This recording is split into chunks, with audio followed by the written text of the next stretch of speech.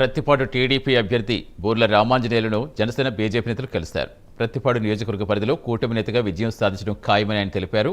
YCP అధికారంలోకి రాగానే జగన్ నవరత్నాల పేరుతో పేదల పొట్టకొట్టారని ఆరోపించారు.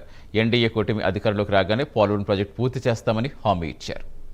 ఈరోజు ఆంధ్రప్రదేశ్లో ఏ గ్రామం వెళ్ళినా, ఏ ఇంటి తలుపు తట్టినా ప్రతి ఒక్కరూ మాట్లాడే మాట, వైసీపీ పాలనలో జగన్మోహన్ రెడ్డి 10 రూపాయలు చేతికిచ్చి 100 రూపాయలు లాక్కుంటున్నాడు అన్నటువంటి మాట గట్టిగా వినబడుతుంది. ఈరోజు సామాన్యమైనటువంటి పేద కుటుంబాలు కూడా జగన్ ప్రభుత్వం నవరత్నాల్లో చేస్తున్నటువంటి మోసాల్ని పూర్తిగా తెలుసుకున్నారు.